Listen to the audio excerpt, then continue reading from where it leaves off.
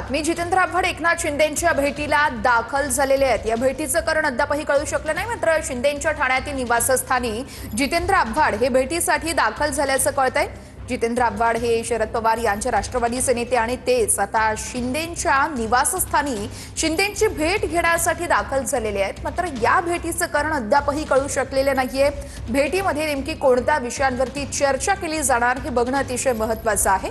ठाण्यातील ज्या राजकीय घडामोडी घडतात त्या अनुषंगाने जितेंद्र आव्हाड आणि एकनाथ शिंदे यांच्यामध्ये काही चर्चा होते का ते बघणं अतिशय महत्त्वाचं असेल। मात्र एकनाथ शिंदे यांच्या निवासस्थानी जितेंद्र आव्हाड आता दाखल झालेले आहेत।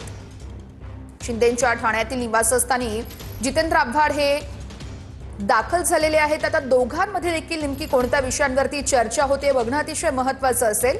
मात्र ज्या राज्यातल्या घडामोडी असतील शिवाय ठाण्यातल्या ज्या राजकीय स्थानिक पातळीवरच्या घडामोडी आहेत त्या अनुषंगाने जितेंद्र आव्हाड यांची ही भेट अतिशय महत्त्वाची मानली जाते।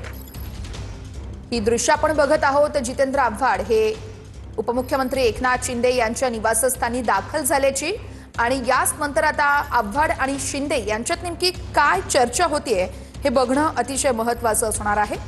शिंदेंच्या ठाण्यातील निवासस्थानी आव्हाड हे भेटीसाठी दाखल झाल्याचं कळतंय। गणेश थोरात आमचे प्रतिनिधी या संदर्भातले अपडेट्स देत आहेत। गणेश, जितेंद्र आव्हाड एकनाथ शिंदेंच्या भेटीसाठी निवासस्थानी दाखल झालेत, या भेटी संदर्भात काय अधिक अपडेट मिळतेय?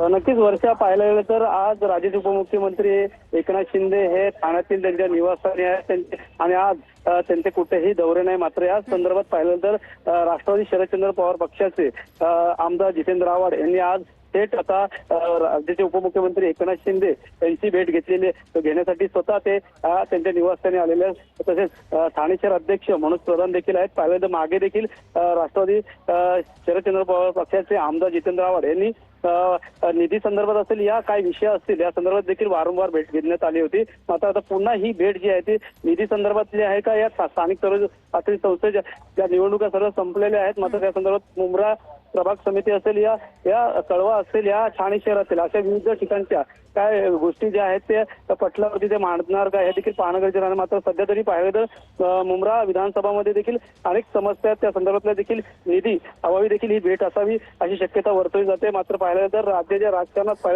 गणेश भेटीकडे आपलं लक्ष असणार आहे। आपल्याकडून सविस्तर अपडेट्स घेऊ, तुर्तास धन्यवाद।